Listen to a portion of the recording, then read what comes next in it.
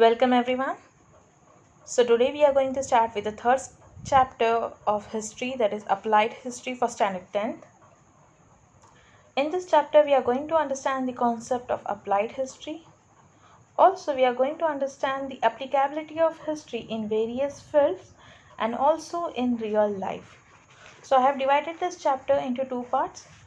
The first part will consist of what is applied history and research in various fields, and also about the applied history and our present. The second part will be about the management and cultural natural heritage, also about the cultural and the natural heritage affiliated of professional fields related to history. So let's start.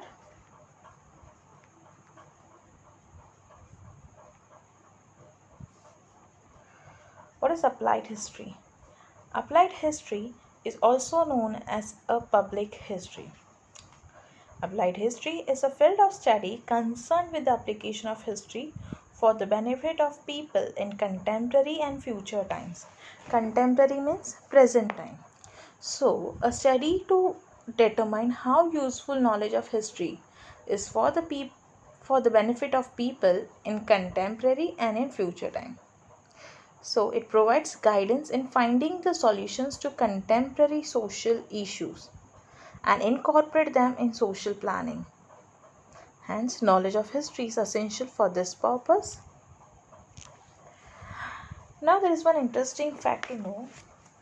People have a lot of misgivings about the practicality of the knowledge of history. For example, history is usually taught as a field of interest only for historians and students wishing to pursue higher studies in subject. This means that some people believe that history is only for the students who want to pursue their career in history and not pertaining to practical life. History as a field of knowledge does not have any applicability of to economically productive fields. So it means that history don't have nothing to do with the economical production. Okay, it is not money oriented career. Some of the people feel that it's not a money oriented career. Public history helps to overcome such misgivings and makes history meaningful in everyday life and connecting people to history. So, public history actually connects common people with history and tells about how important is history in every aspect of life. There are many universities abroad where various courses in public history are offered. One of the most important is Srishti Institute of Art, Design and Technology. This institute is in Bangalore, Karnataka. It has an independent department named Center of Public History. The department has taken up various projects and research in the field of public history.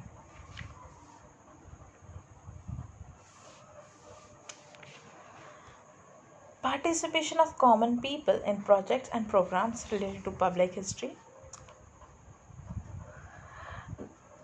Tourists visit museums and ancient sites. Tourism helps create interest in history. People take part in conservation and preservation of their own village or city. Now, the projects and programs related to applied history can create opportunities for people to participate along with technical experts. Their participation in the capacity of tourists visiting museums and ancient sites is also important. Tourism creates interest in history among people. They can volunteer to participate in conservation and preservation projects of their own city or town or village. Applied history and research in various fields. History is about the past events. The way our present life is shaped is dependent on the historical chain of events. So, if you see here, right from the chimpanzee, how we have been evolved. Now, these events are related to various fields like politics, social and religious structure of community, philosophy, technology and science. So, we are going to study this everything in detail. Each of these fields have their own history of building knowledge. The direction of future development in every field is dependent on the state of available knowledge. Hence, the method of history can prove to be value in research of various fields. So let's see the various fields. Relationship between research method of history and various fields. First one is philosophy. Philosophy means thinking wisely. To understand the origin of various ideologies, intellectuals, traditions, and their development. Now if you see the pictures over here of Gandhiji, Karl Marx, then the main three historians Socrates, Plato, and Aristotle. They all have their own ideology. For example, the ideology of Gandhiji. What was the ideology of Gandhiji? Non-violence. Karl Marx believed in communalism. So they have their own philosophy. Philosophy needs a language as a medium. So whatever thoughts are there in our mind, we need to put it in a language. We need to express it. So in order to understand the philosophical expression, knowledge of history of language is useful. So every language, okay, has a history. For example, if I want to know anything about the mm, medieval period, so I should know the languages like Arabic or Sanskrit. So one should know the history of that language. Philosophy is considered as an origin of science and all branches of knowledge while discovering the origin of universe. The whole society has put forth the different stories, legends, ideas, god and goddesses, rituals, and different ways of worship. The origin of philosophy lies in these thoughts. So if you see, when coming towards philosophy, when it was been evolved as philosophy is the first social science, okay, it is the mother of sciences, you can say. So when the evolution of world has been considered, there are many theories about god, goddesses, legends, stories, and so on. So every culture and every tradition have its own story. Coming towards science, to understand the chronological order of scientific discoveries, theories, and inventions, the history of science is helpful. So if you just take your mobile phone, so if you see the evolution of mobile phone, how it evolved, right from a pager, then you can see a black and white mobile phone, okay, which looked like just a cordless phone. Then later on it came to 2 megapixel cameras, okay, color phone, color display, then 2 megapixel cameras, and it kept on evolving. So again, this is a history of scientific discoveries and theories. So if I need to introduce anything, or I need to discover, I need to study the history of that particular thing.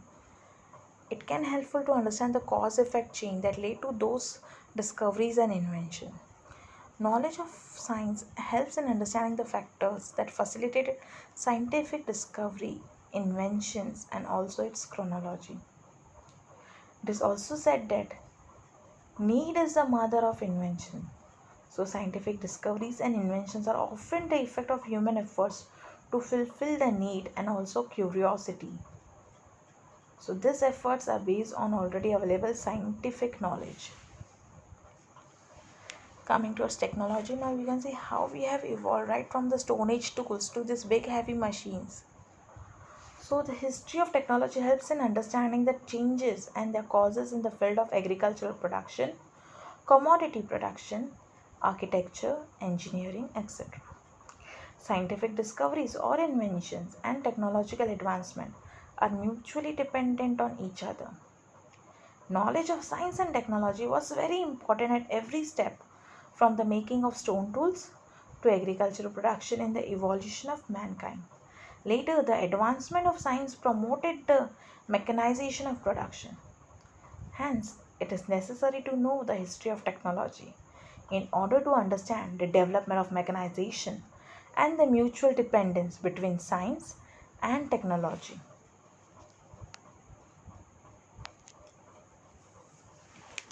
Now, coming towards industry and commerce.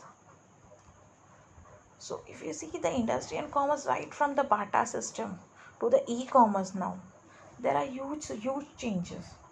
So, the field of mutual social transaction expands with the growth of industry and trade.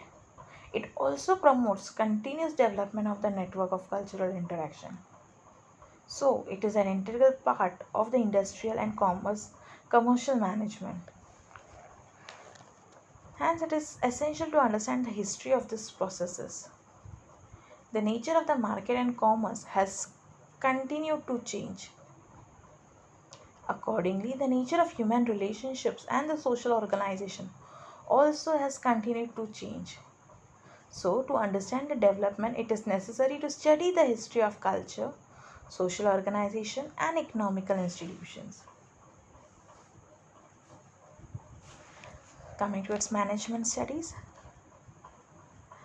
it is important to have the knowledge of functional system of the past to understand the changes and development necessary to study history of social organization, culture, and financial management.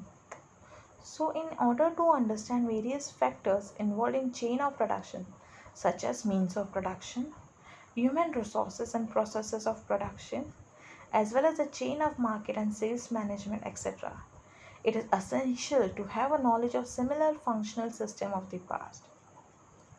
It is essential to understand the psychological character of people working at various levels in the chain of production and marketing for the healthy management.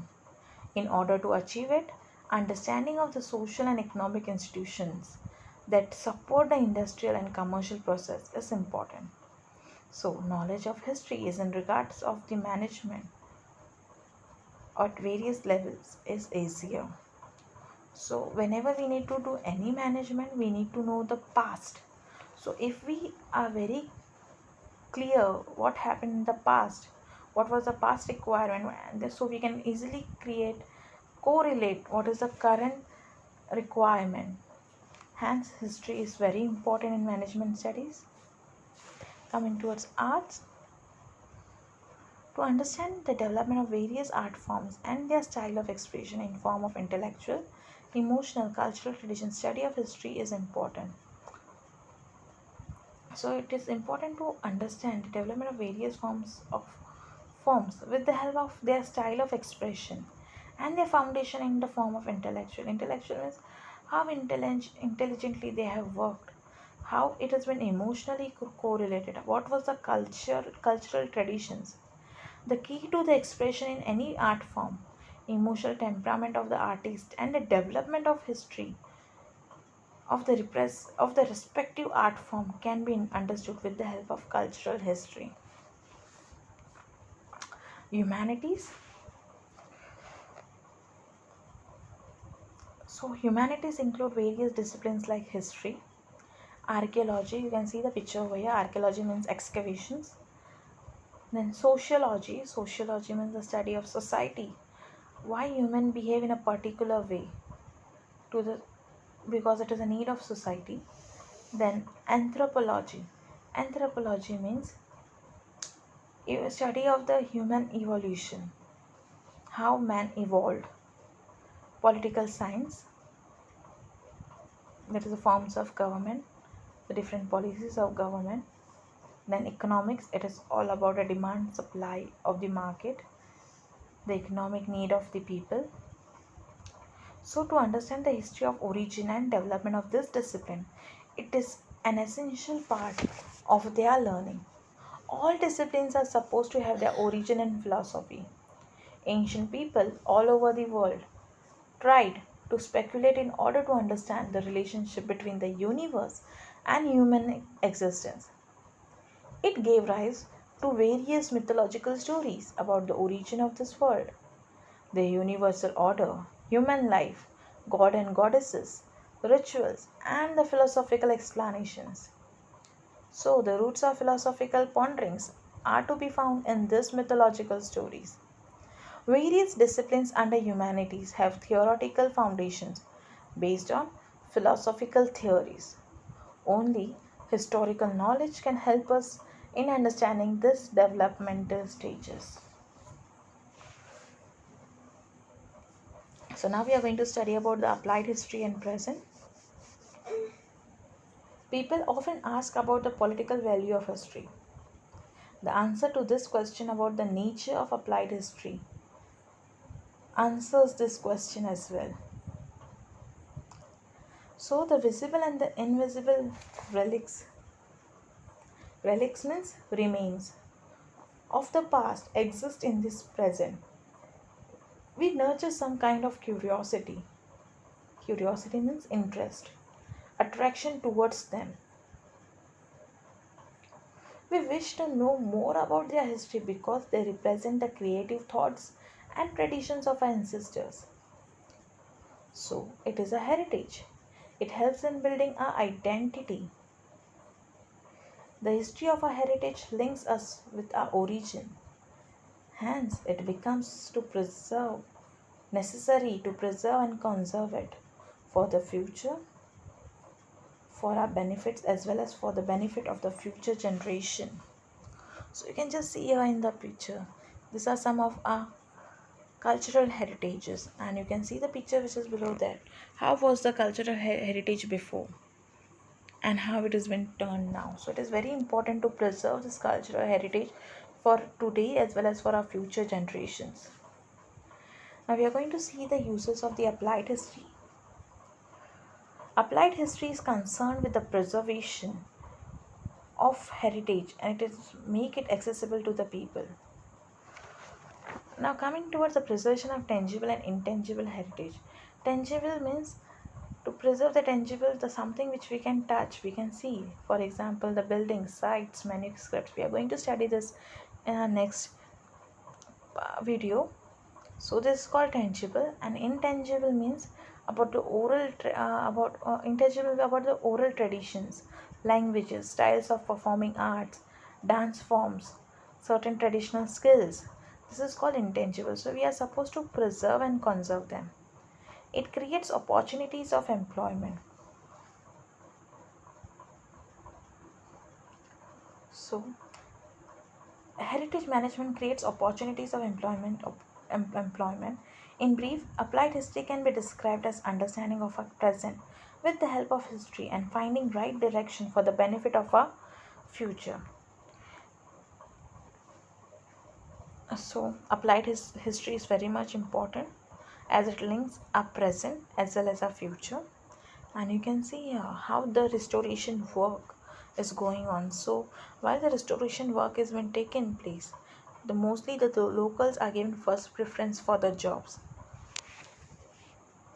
So in next video we are going to learn about the tangible and intangible cultural heritages, natural heritages. Also we are going to learn the principles of applied history, how to create awareness, then the affiliated professional fields, and also one of the clay tablets and the Indian Museum at Kolkata. So we are going to cover all these topics in our next video. Stay connected. Thank you.